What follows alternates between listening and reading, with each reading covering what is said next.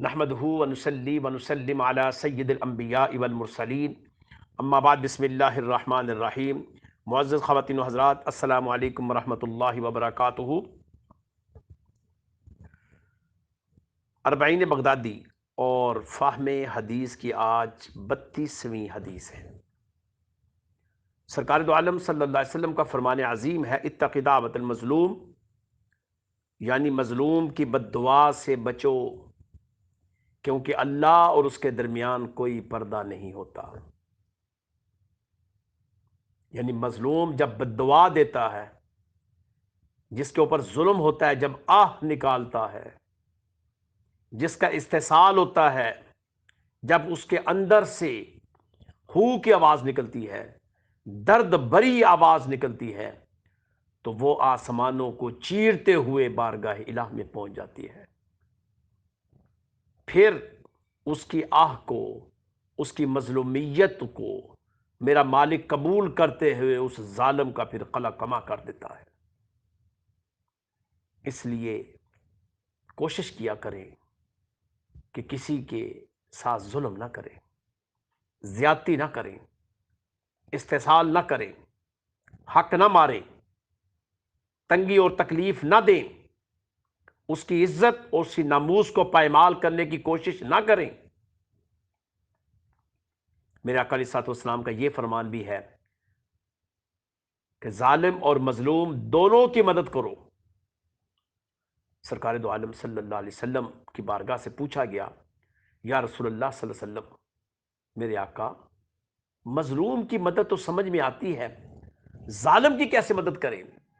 فرمایا گیا کہ ظالم کے ہاتھ کو روکو۔ یعنی اس کے ہاتھ کو روکنے کا کیا مطلب؟ کہ اس کو اس عمل سے باز کرنے کی کوشش کرو۔ بلکہ ایک اور حدیث ہے جو اسی کے ساتھ ریلیٹڈ ہوتی ہے کہ برائی، اگر تم برائی کو دیکھو تو اس کو طاقت کے زور سے روکو۔ یہ ایمان کی بہت بڑی نشانی ہے۔ اگر طاقت سے نہیں روک سکتے تو زبان سے روکو، یہ ایمان کے دوسرے درجے کی علامت ہے۔ اور اگر زبان سے نہیں روک سکتے تو دل میں برا جانو، یہ ادنا ایمان کی علامت ہے۔ آج ہمیں سوچنا چاہیے، سب بیٹھ کر سوچیں کہ ہمارا ایمان کس درجے پر فائز ہے۔ ہمارے سامنے ظلم ہو رہا ہو تو ہم کس حد تک اس ظالم کے ہاتھ کو روکتے ہیں، یا کس حد تک زبان سے اس ظالم کا قلع کما کرنے کی کوشش کرتے ہیں اور اس ظالم کو، اس کی مذمت کرتے ہیں۔ نہ ہم طاقت کے زور پر ظالم کے ظلم سے لوگوں کو بچا رہے ہیں، اور نہ ہی زبان کے زور پر ظالم کے ظلم کی کارستانیوں سے لوگوں کو بچا رہے ہیں۔ اور دل کے اندر تو برا جانتے ہیں کہ نہیں جانتے، یہ بھی تو اللہ ہی بہتر جانتا ہے، لیکن میں نے اکثر دیکھا ہے کہ دل سے بھی کوئی برا نہیں جانتا۔ بلکہ اگر کوئی ظالم ظلم کر رہا ہو تو میں نے دیکھا کہ اگر ظالم طاقتور ہے تو لوگ اس طاقتور ظالم کے ساتھ کھڑے ہو جاتے ہیں اور مظلوم کی مذمت مزید کرتے ہیں، اور مظلوم کو پتھر مزید مارتے ہیں، اور مظلوم کا استحصال مزید کرتے ہیں۔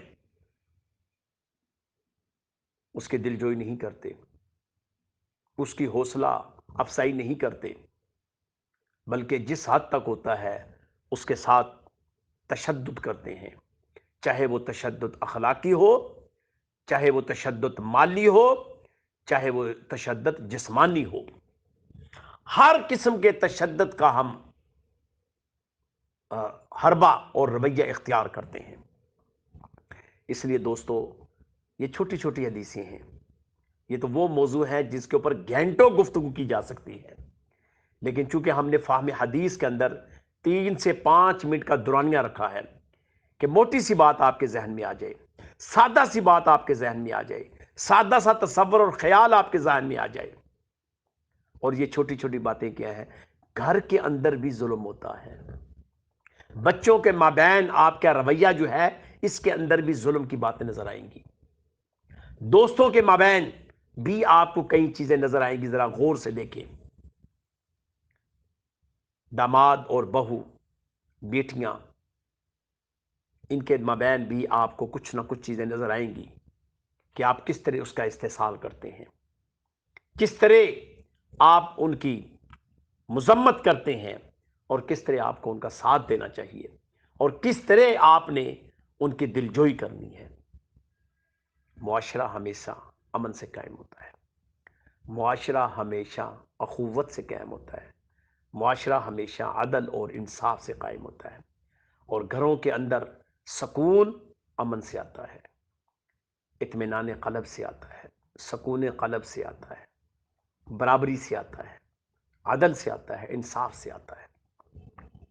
हर शख्स को इस चीज़ का लिहाज करना चाहिए। अगर वो बाप है तो औलाद के माबैन, ससुर है तो बहुओं के माबैन, दामादों के माबैन, बाप है तो बहुओं के दरमियान, हर वो रिश्ता, माँ है, हर वो रिश्ता जो अल्लाह रब्बुल इज़्ज़त ने आपको दिया है, उस रिश्ते को कामयाब तरीके से निभाना ही इस जिंदगी में कामयाबी की अलामत है।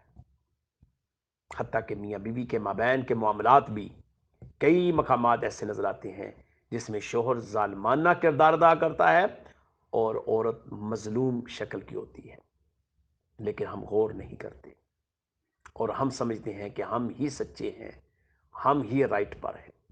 अल्लाह ताला समझने की तौफीक अता फरमाए। आमीन व आखिर दावाना अनिल हम्दुलिल्लाहि रब्बिल आलमीन सल्लल्लाहु अला हबीबिही मुहम्मद व आलिहि वसल्लम।